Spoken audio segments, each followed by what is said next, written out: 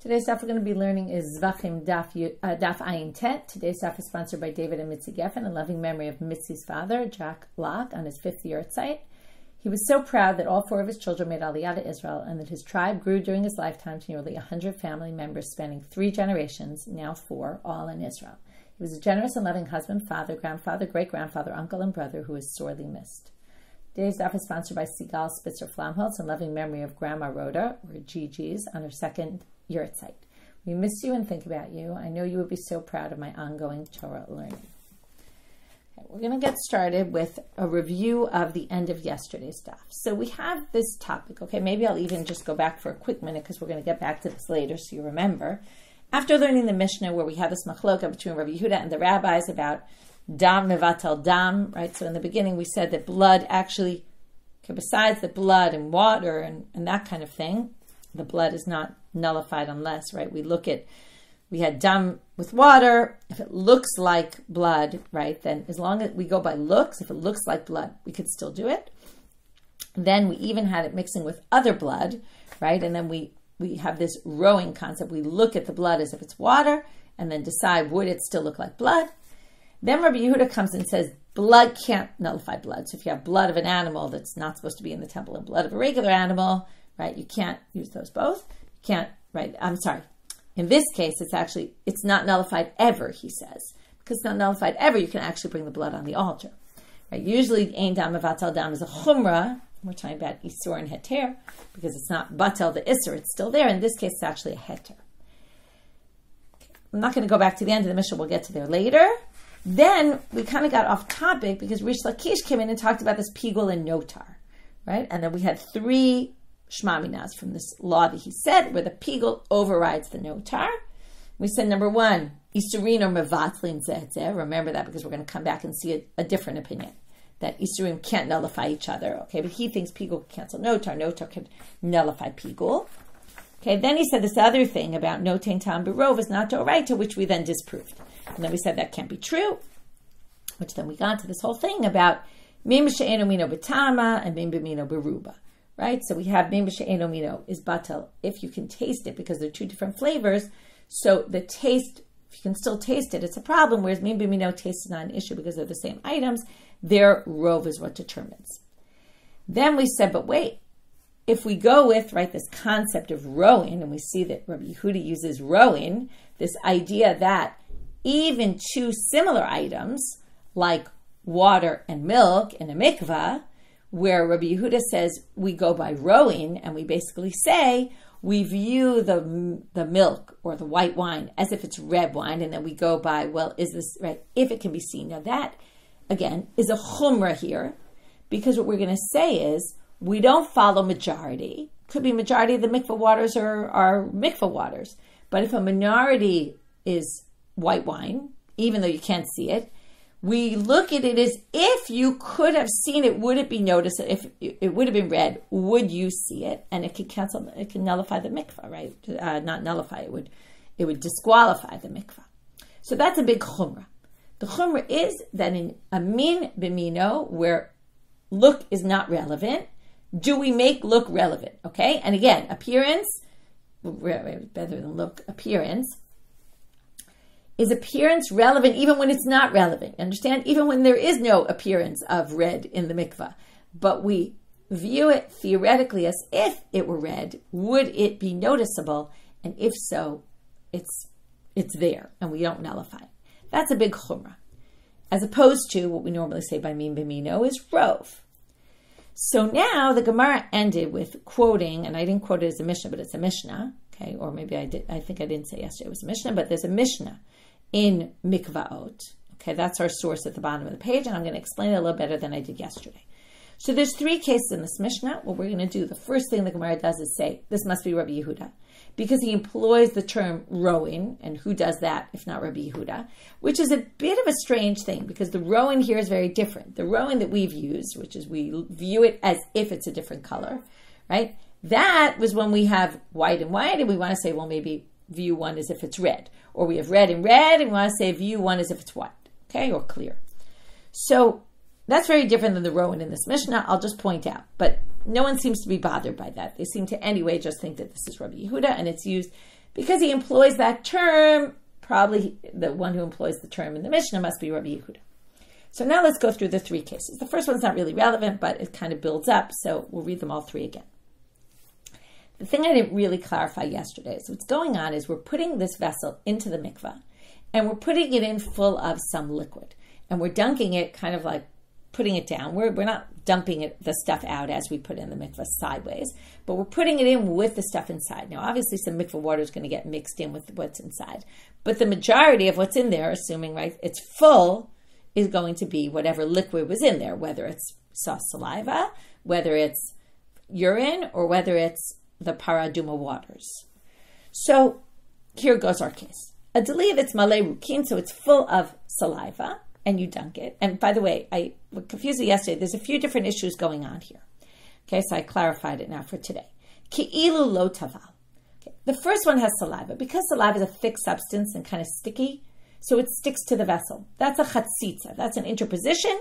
You can't say that this kli is tovel because the water can't get there because it's got something in the way. So that's problem number one, and that's a problem. Mei raglayim, but if it's urine, which is much thinner, doesn't stick, so we don't have to worry about chatzitza. But maybe we do because there's some other substance in there. This we don't have to worry about at all, because ro'ino tan ki'ilu hemayim, this is where we assume, oh, this must be Rabbi Yehuda, even though it's a little different. Because how does the row in here work? Before we had two similar substances, we're going to say, oh, we view one as if it's different, and will it be noticeable? This time we're saying, since the mei raglayim, first of all, it's called mei raglayim, the water that comes from between your legs. Okay, that's how they call urine. But it's a type of liquid like water. Because of that, as soon as the water from the mikveh hits it, there's no chatzitza because it doesn't stay in it, it moves, but it's not even that.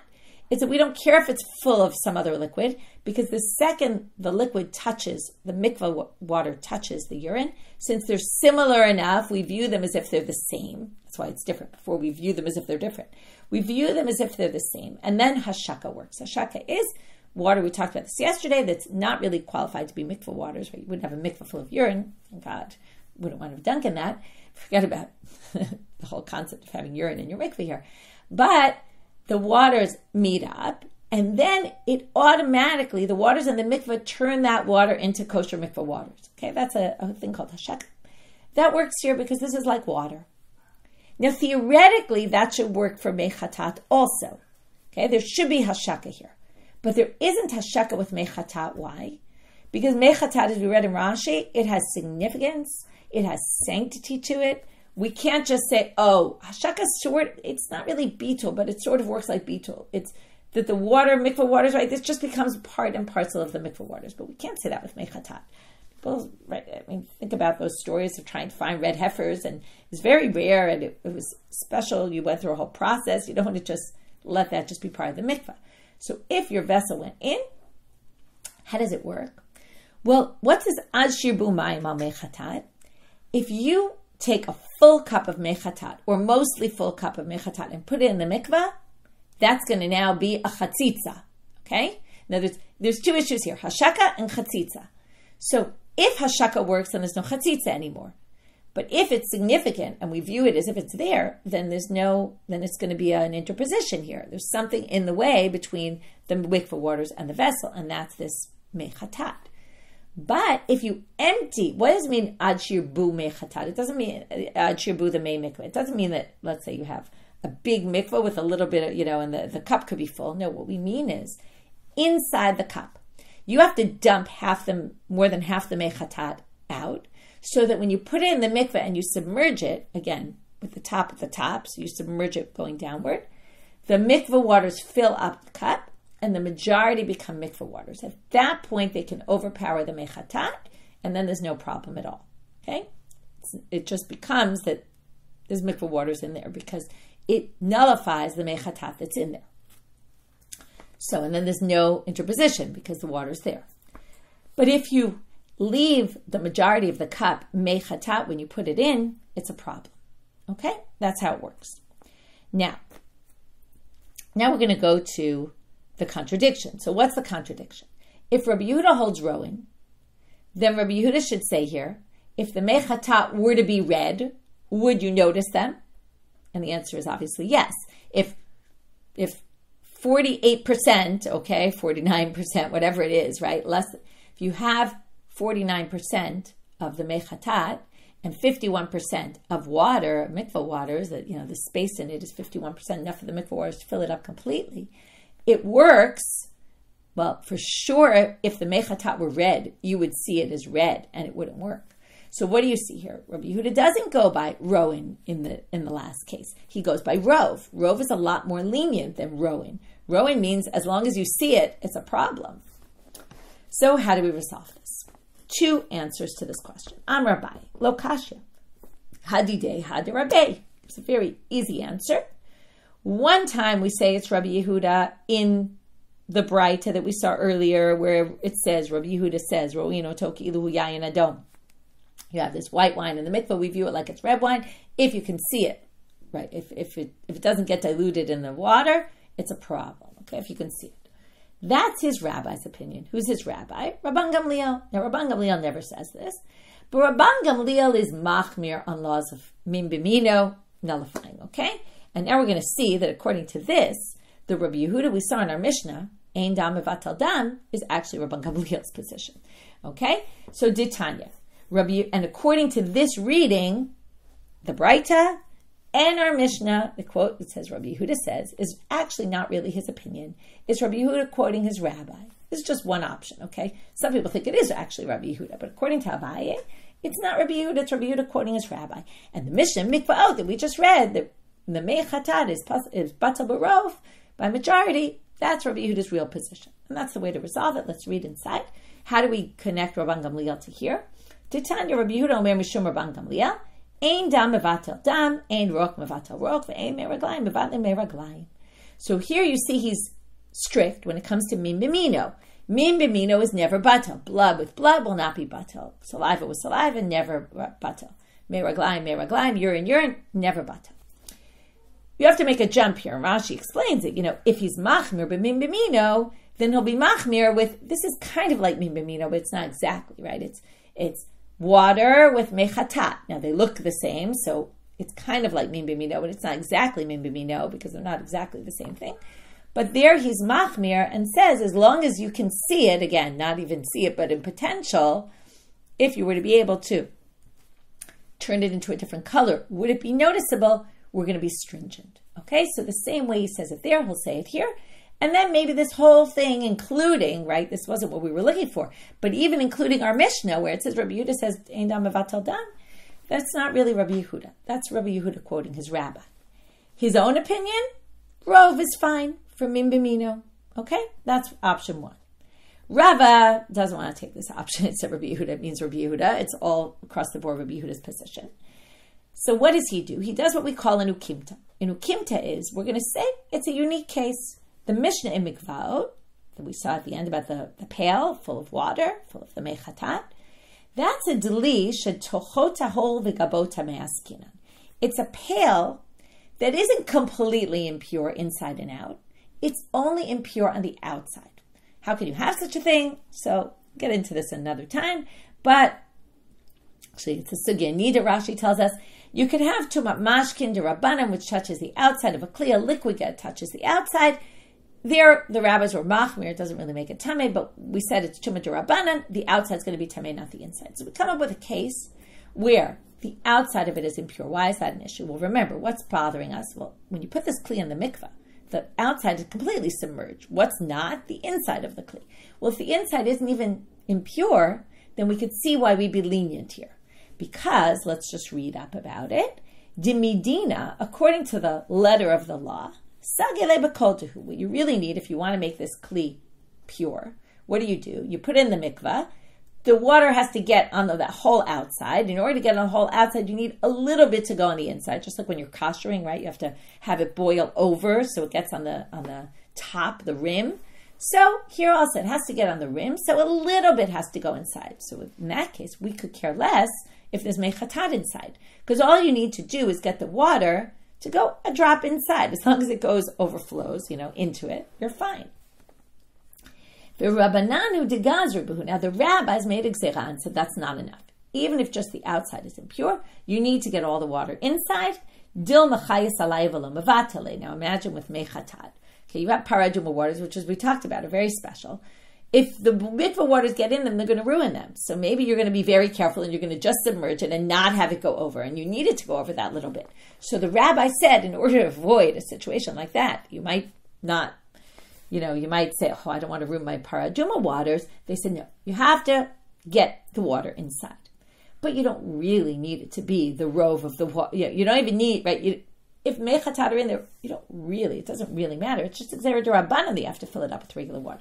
In that case, kevandi karubya lo tzarich. As long as the majority of the waters are regular water, mikveh waters, it's fine. So that's why rove works, and we don't need to worry about maror and the look and whether, if we review it like red, would it be? Because it's just a chumra d'Rabbanan. It's a gzera, really. Because they wrote d'Rabbanan, we can be more lenient. We still have to go with rove because they did say the water has to go in, because they said water go in just in case you're going to be careful and not let any water go in. And you really need a little bit. So they said the water has to fill it. But as long as there's majority mikveh waters, that's sufficient. Okay, so 2 resolutions to this contradiction. Now comes Rava and does a good summary for us, although it's not elaborate enough, but he does say like this. Amar Rabbanan b'tama, Amar Rabbanan b'ruba, Amar Rabbanan b'chazuta. The rabbis sometimes go by taste, flavor, if you can taste it, sometimes by majority, and sometimes by appearance. How so? Okay, it's not enough to just say it like that. Min b'she'eno mino b'tama. If it's 2 different types, we go by tam, by the taste. Min b'mino, if it's the same type, b'ruba. It's batel b'rov. Okay, similar types. Again, we don't go aim dam batel dam. Okay, we don't hold that way. We hold that min b'mino is batel b'rov. Right? And that's because tam is not a factor, because you don't taste it at all, remember. And on the one hand, we're more strict with min b'mino. On the other hand, we can be lenient about the rove thing, because we don't say, right, milk and meat, you could taste the milk and the meat. Meat and meat, you can't taste the non-kosher meat and the kosher meat, it tastes the same, presumably. And when there's an issue of appearance, well, then appearance comes into play. Okay, now this is a strange line. First of all, it didn't tell you min b'mino, min b'she'eno mino. Okay, it seems like we're talking about min b'she'eno mino. Okay, 2 different types, because that's when appearance would be relevant. Doesn't sound like they go with the rowing. Okay, we view it looks like. Okay, the other thing is, right, when is appearance a factor? We assumed in our sugya anyway, it looks like that there's, no pun intended with the looks, it seems like time is a factor when it comes to food-related issues.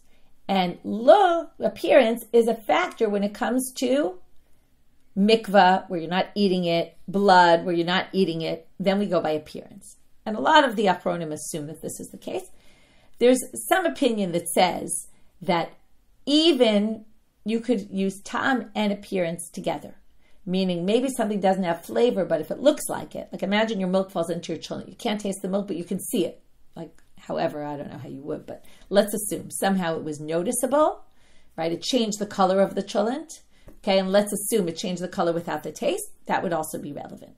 Most people don't think that appearance is a factor when time is a factor, but there is an opinion that says that, which I thought was interesting. Okay, that ends that section. Now we're going to move on back to Reish Lakish. That's why I started with Reish Lakish today. If you remember one of the first, we got very obsessed with the second statement of the second Shema Mina inference about the batel b'ro, right? Batel b'tama is, right, what we say, no tain tam b'rov is not a doraita halacha, which we said, of course it's doraita. Okay, that's not true. The first thing we said was you have to assume, Reish Lakish is saying, isur mevatel isul. You can take 2 forbidden items and one will nullify the other. But here we're going to say, pliga de Rabbi Elazar. Rabbi Elazar, who's also an Amorah from the time of Reish Lakish. If you remember, he's a prize student of Rabbi Yochanan, and Reish Lakish is a student colleague of Rabbi Yochanan. Rabbi Elazar disagrees. Amar Rabbi Elazar, keshem she'en mitzvot mevatlot zo et zo, kach ein isurim mevatlim zo et zo. Just like mitzvot don't nullify each other, in a minute we're going to see where we get that from, also isurin aren't mevatel each other. Meaning, if you have pigul and notar, it's still pigul, it's still notar. They're not nullified, in which case you could be chayav karet for eating them, because there is no laws of bitul here. So now why? So now who's the one who says ein mitzvot mevatlot zo et zo? Man shamat le damar ein mitzvot mevatlot zo et zo. Here's like a practical ramification. What exactly does this mean? Hillel, now you all know about Hillel because you've all had a seder, I assume. And Hillel comes and he says, Ditanya. Now you might never ever thought of this in the context of Isra Mevatel Isra, although if you learned Pesachim, you would have, because we learned it in Pesachim.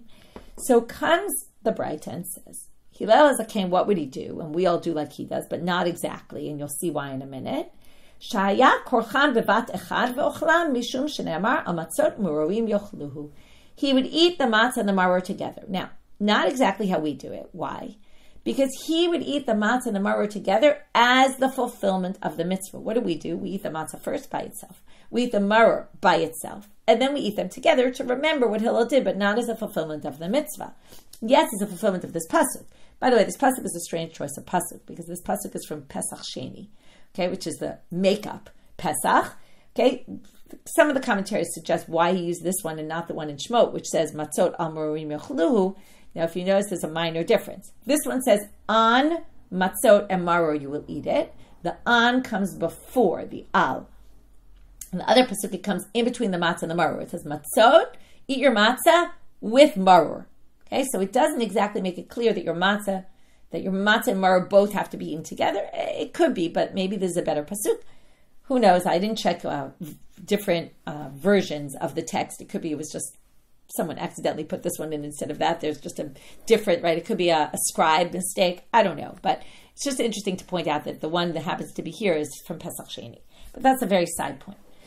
So what would he do? He would say, you eat them both at the same time. And that was the only way he ate matzah and maror, specifically together. So we kind of are what we say, yotzei kol hashitot. We try to do everything. We try to eat them separately and we try to eat them together, because maybe the mitzvah is to eat them together, so we do it together, but maybe mitzvah mevatel mitzvah, so eat each one and give it its own space. He says there's no problem. Now, what would be the problem? Why would they be mevatel? We talked about two different things. You could taste them both. So they claim, okay, and Rashi says it, that since the maror is so strong, and imagine you eat something really sharp, right? You're not tasting anything else at that moment in your mouth. That sharp item is completely overpowering and you don't even taste the matzah. So if mitzvot were to nullify each other, you actually wouldn't be eating the matzah at all. You wouldn't fulfill your mitzvah. So the fact that he did this shows that mitzvot are not mevatel zo et zo, and then isurim are not mevatel zo et zo either. According to Rabbi Elazar, he takes Hillel one step further, and therefore in the pigul and notar case, theoretically he would say you'd be chayav karet for eating them together. Okay, now we're going to move on to another braita, and this is just another issue about min b'mino. Two of the same items, can they nullify each other? And we're going to see again another machloket in this braita. Okay, it's a little bit of a disgusting case. Tanu Rabbanan, we're back to urine. Charsan shel zav v'zava. Okay, what you have to know is a zav and a zava and a nida. Any of we're at the top of Amud Bet, any of the liquid substances that come out of their body, like urine, saliva, which we're going to talk about both of those today, they are considered av hatuma. The person's an av hatuma, and the saliva and things that come out of their body is also an av hatuma. So if you have an earthenware shard, now an earthenware shard is not exactly tamei, because if you remember, earthenware vessels you can't put them in a mikveh. If you break them, that's how they become tahor. So broken shards don't have tumah to them. They're not a vessel that could become tamei, and if it was already tamei before, because it had urine, we're going to talk about it. It's a shard that someone had urinated into it. Again, pleasant thoughts. So we have a charsan, a piece of a shard. The shard itself is not tamei, but if you remember, we had all this sugyot with yein nesech. Remember, with wine and these earthenware jugs, and it gets absorbed into the jug, and you have to soak it 3 times, right, for 24 hours to get the taste out. Now, this is very similar, although it doesn't talk about 24 hours. But the problem is that inside this shard, there's urine absorbed in there. So we would need to get that urine out, otherwise it's going to be tamei. Okay, we're going to see a case later where if somebody were to move it without even touching it, they would become tamei because there's an avatuma in that shard. So the shard itself is not the problem, it's what's in the shard. So therefore, what do? Pan rishon usheni tamei. If you rinse it, or soak it. It's not exactly clear. It seems to be saying rinsing here, but you rinse it or soak it in a liquid, okay, once or twice, it's still impure. Shlishi tahor, third time you've gotten it out. Assume whatever urine was in there gets absorbed, nullified into the water that you soaked it in or that you rinsed it in, and it's out. Bameh dvarim amorim. How does this work? Shenatan l'tocho mayim. This is if you used water. Aval lo natan l'tocho mayim. Now, what do they mean here? It's not so clear, but Rashi tells you if you put it in urine or rinsed it with urine. Okay, now, why you would do that, I don't know. But if you remember, we had that urine is one of these cleansing agents people use. Afilu asiri tamei. Even 10 times it's going to be impure. This is based on min b'mino eno batel. Because if you use urine to get urine out, right, the urine's not going to be able to be nullified into the urine that you're rinsing it into because it's the same substance. Rabbi Elazar ben Yaakov omer shlishi alfa pishalon natan l'tochomayim tahor. He says, do it 3 times, even with urine, it's fine.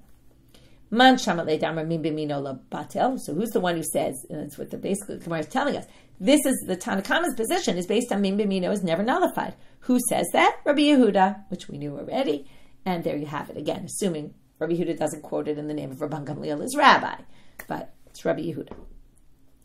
Urim minhu. Now we're going to bring a contradiction to this, and with this we'll end our whole sugya of this part. Pishtan shetva'o nida. Here we get to flax that a woman spun into thread. Now when you're spinning thread, I don't know enough about it, but apparently you use your saliva to get, as part of the process, okay, to thin out the thread.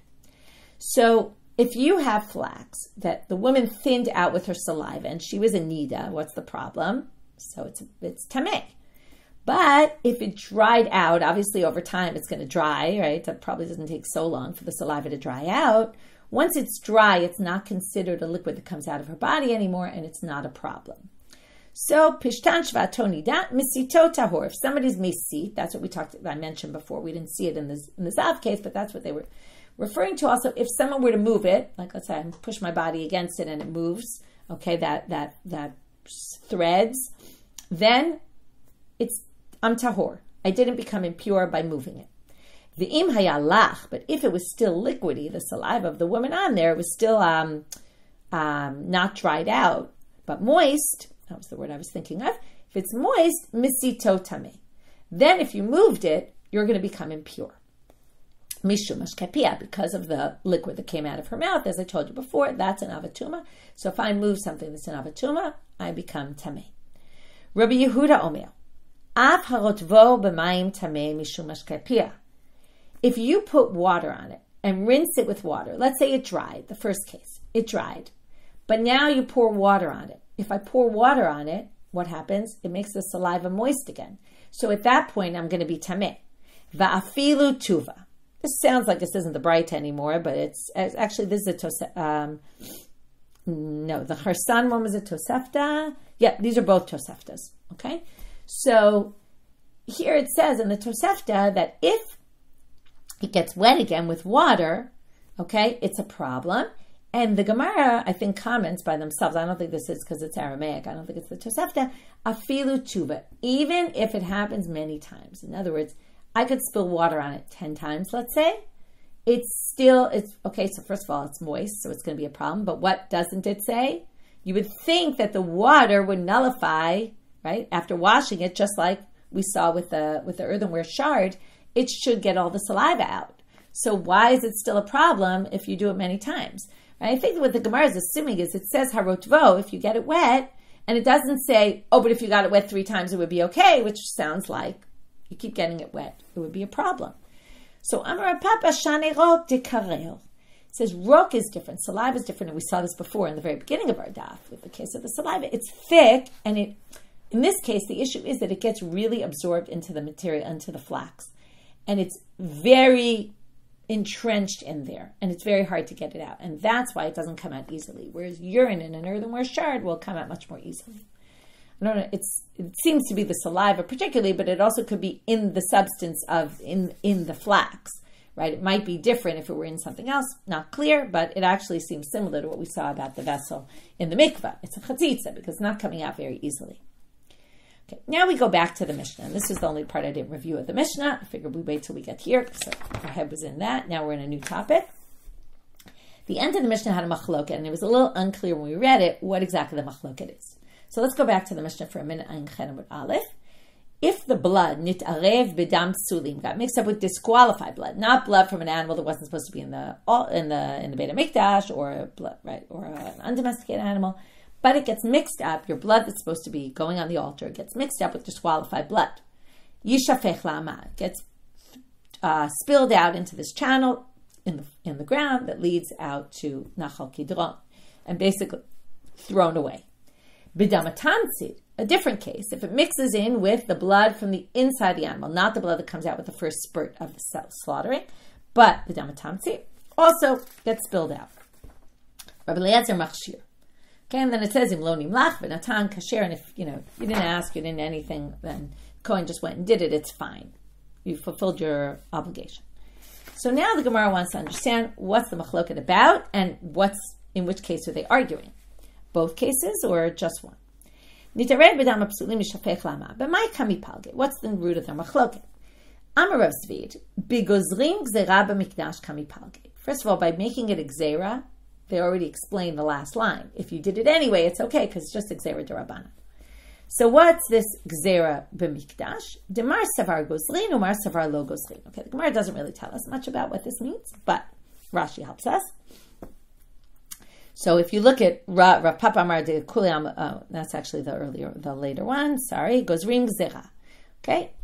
The question is, Rashi says, Im osim siyag bekodashim laharchik min avera velo chashina lehafsei kodashim. We have two conflicts here.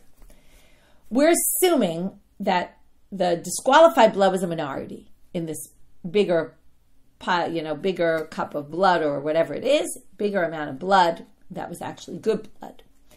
So Dine Bitul should work, again, unless you say Ein Dam Mevatal Dam. This clearly isn't Rabbi Yehuda's position.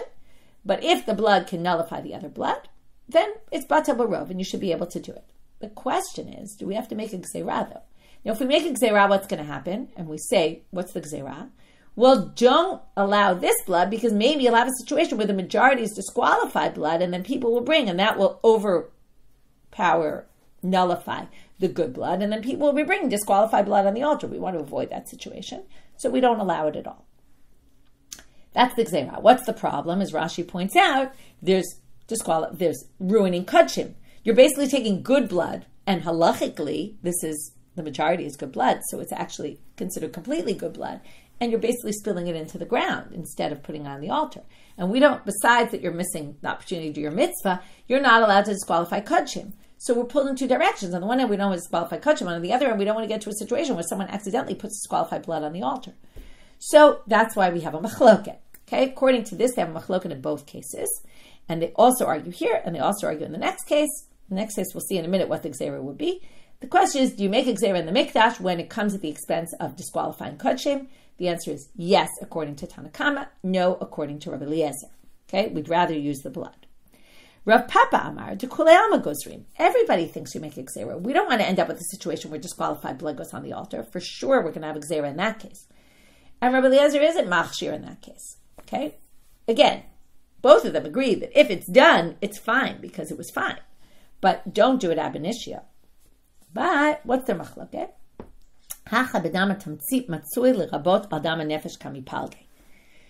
Here, the question is, are you going to make a gzera just in case?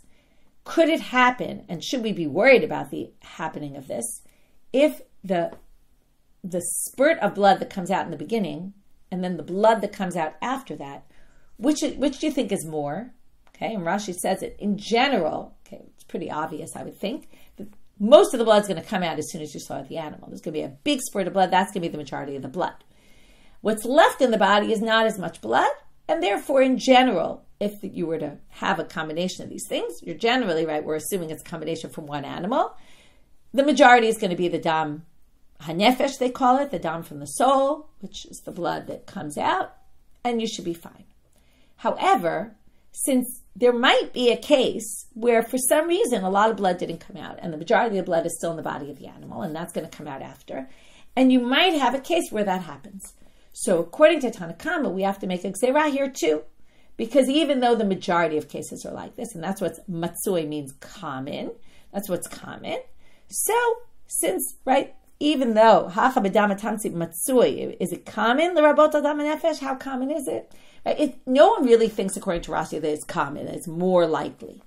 But since it could happen, the Tanna Kama says we have to make Gzera. And Rabbi Elazar says, no, we don't need to make Gzera in that case. In the case of disqualified blood, yes, we're in the temple, lots of blood gets disqualified. It's a very common case.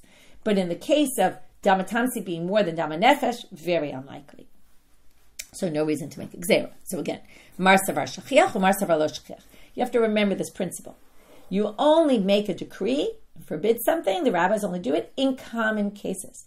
So if it's not a common case, there's no reason to do it. And the rabbis say, no, it's common enough. Okay, that there is a reason. Now they're going to say that the language of the Mishnah seems to match much better with the second option, that Rabbi Elazar only disagrees in one case and not both cases. And now we're going to prove why, and we're going to end with saying, yeah, it really makes Rav Zvid's position somewhat difficult. Bishlam ala Rav Papa, the second explanation that they only argue in Damatamsi case is more reasonable, fits better with the Mishnah. Hainu dikatani. Look at the language of the Mishnah. Nit arev b'dama psulim yishafech lama. Gets mixed up with disqualified blood, pour it in the channel. B'damatamtzi ishafech lama. If it gets mixed up with damatamtzi, pour it in the channel. Notice they repeat, pour it in the channel twice. Ela l'Rav Zvid li'arvinu v'litninu. Rav Zvid, according to him, if the machlok, because what did it do? It said this one pour in the channel, this one pour in the channel, and Rabbi Elazar permitted. Now, if you're Rav Zvid and Rabbi Elazar permitted them both, it should have just said, if they're both the same, then it should have listed it as two cases with the ruling. It should have said, if it mixes up with the psulim, if it mixes up with damatamtzi, pour it in the channel. Rabbi Elazar disagrees. The fact that they split it up sounds like there's a break before the second case, and then the break is up, and in the second case, there's a debate. So they end with a kasha. Really, it makes it difficult for Rav Zvid's explanation that they disagree in both cases. Now we're going to start a new Mishnah. Similar topics. Dam tmimim b'dam ba'alei mumim. If you have blood from pure animals, good animals, mixed up with blood from blemished animals, which obviously can't be brought on the altar. And again, we're talking about the ba'alei mumim, or the smaller portion. Yishafech lama. You have to dump it in the channel. But kos b'kosot. But if you have cups, one cup is kosher, or let's say many cups are good from blood from good animals. One cup is from bad animals. What's the difference here? Well, in one case, you definitely have, when you're pouring the blood, you got a mixture of good and not good. When you have cups, they're all distinct. So many of the cups are actually perfectly 100% valid. So kos b'kosot, here we're going to go back to the same machloka we keep seeing of Rabbi Elazar and the rabbis. Rabbi Elazar omer im karev kos echad yikrevu kol hakosot. Right? If one already got poured on the altar, in other words, you can't go ahead and do it. But if the Kohen didn't ask and just poured it already, one of the cups, then yikrevu kol hakosot, then you can do all the rest. And again, we've learned this is in pairs anyway. V'chachamim omrim afilu kervan kulan chutz me'achad mehem yishafech la'ama. And the rabbis don't care. They say, no, there's no bitul here. Okay, even if you brought all the cups other than one, you even can't do that one and say, oh, the problematic one must be in the majority that were already brought. You can't do that. Second case, and it's a long Mishnah. We're only going to finish up with the second case because the rest is in tomorrow's daf. Hanitanim lemata shenitarvu b'nitanim lemala. If you have bloods that were supposed to go on the top of the altar, i.e. chatat blood, or you have blood that's supposed to go on the bottom of the altar, ola blood, and they get mixed up together. Ola, just for example, could be other ones as well. Rabbi Elazar omer yiten lamala v'ro'eh. Okay, again, Rabbi Elazar is always lenient in these cases. He'd always rather err on the side of not ruining kodshim. Right? And the rabbis are always saying, no, we're very worried about ruining kodshim. So the rabbis say, Rabbi Elazar says, yiten lamala. First go up to the top of the altar. And this is based on a Mishnah later. We're going to see that if you have an ola and chatat, you go with the chatat first. Okay, so go up top first. And while you're doing the blood, which is now a mixture of chatat and ola, say, ro'eh aniyat hatachtonim milamala ki'ilu hem mayim. And then you say, we're back to ro'eh. I view this as if, although it's a different use of it. I view this as if whatever blood I'm putting on the top that happens to be ola blood, because I'm putting this combination, is as if I'm putting water on the altar, because I'm not really putting ola blood at the top. That's just like putting water. But v'yachzor v'yiten lamata, and then you go down, and then you sprinkle, you throw the blood at the bottom of the altar, because then you have to be yotzei the ola. Again, the rabbis say, dump this all in the channel. This is disqualified blood because you can't mix the blood and put some on top, some on the bottom. And Rashi says, delately rowing. Okay, we don't go with this rowing idea. You can't say, oh, I'll just view this as if it's water. How can I do that? It's blood, and it's blood from a sacrifice. So the whole thing has to be spilled out. But again, im lo nimlach v'natam, but if the Kohen didn't ask and just did it, kasher. Okay, and this is very similar to the other Mishnah we saw. And with that, we'll finish for today.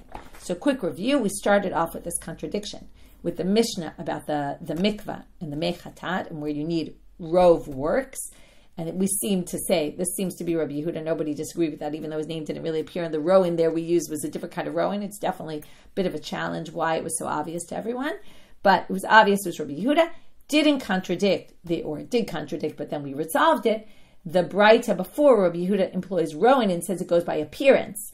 Even in two things that look the same, we view them as if they're different, and it's going to be a problem as long as it appears. And that was definitely not what we said about the mechatat. Rov was enough. So we said either the more stringent one is him quoting his rabbi, Rabban Gamliel, who says, min b'mino is never batel, and ein dam avatel dam, and therefore he'll be machmir here as well.